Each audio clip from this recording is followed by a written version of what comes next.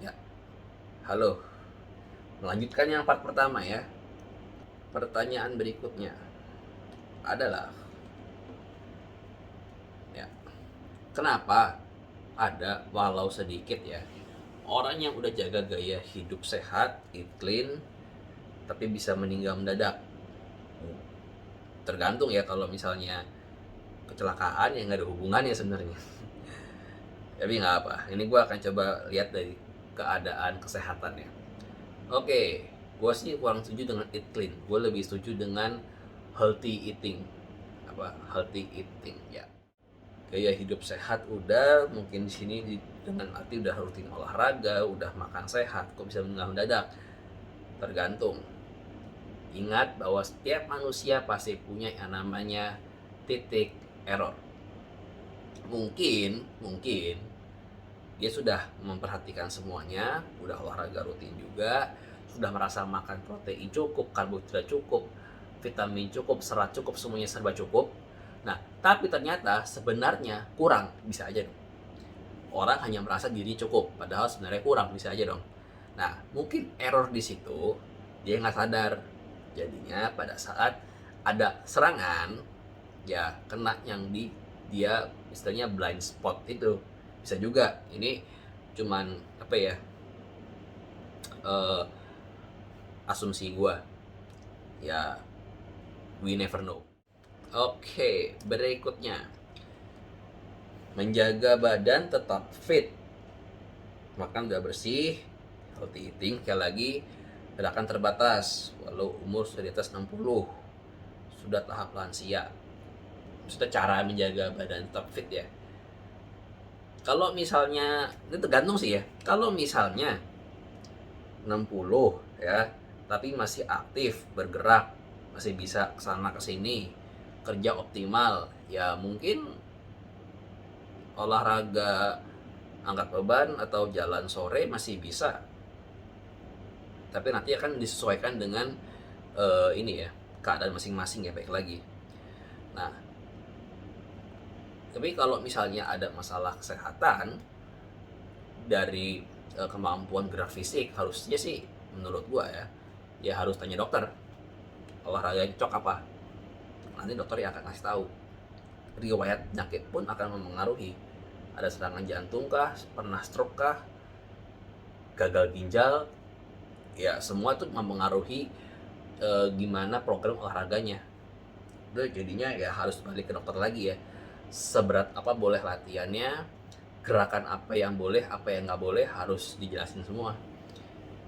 Kalau perlu hire trainer yang cukup berpengalaman tentang hal ini gitu, yang udah pernah menghandle klien yang memang ada keterbatasan tertentu, bisa juga.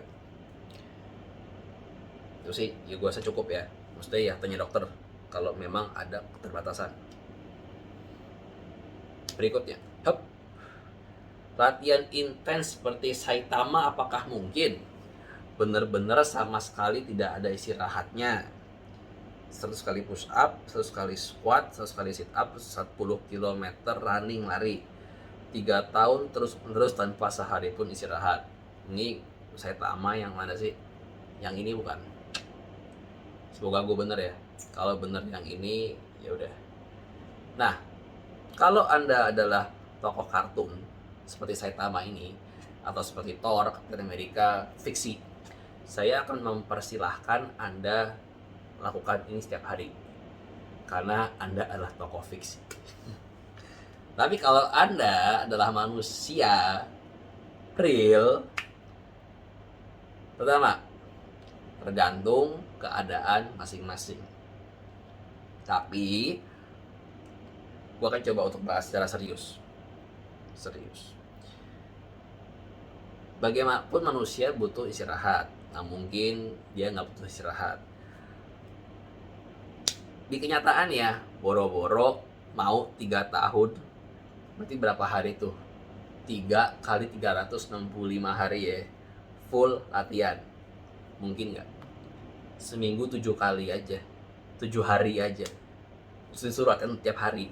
Orang belum tentu mau, belum tentu bisa. Kenapa? Ya bisa aja ada urusan keluarga lah, Bisa aja karena anak sakit lah, bisa aja karena ya emang harus dengan keluarga lah, banyak, capek lah, banyak. Jadi menurut gua kayak begini, gimana, bisa ya bisa enggak. Kalau memang Anda mampu silakan, kalau enggak ya udah sesuaikan aja dengan jadwal Anda. Daripada sama sekali tidak lari, tidak push up, tidak squat, tidak sit up, mendingan dibagi, ya dong.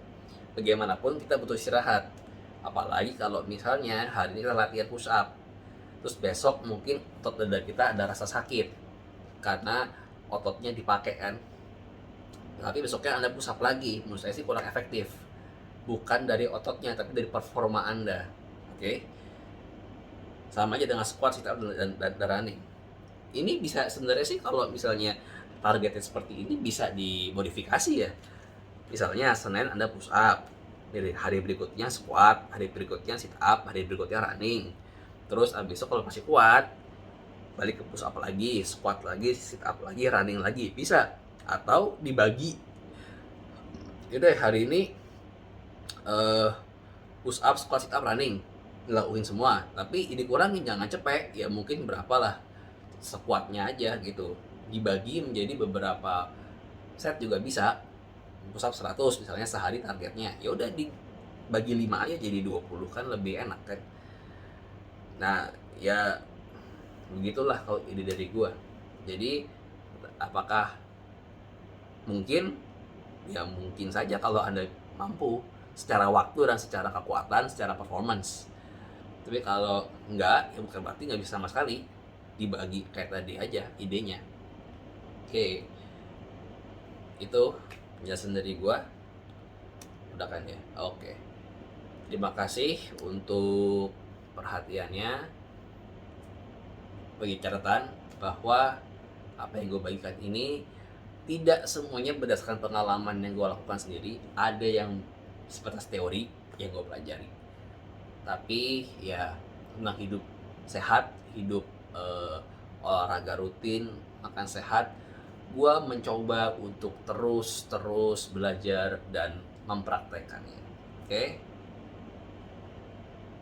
Terima kasih. Selamat malam Indonesia sehat.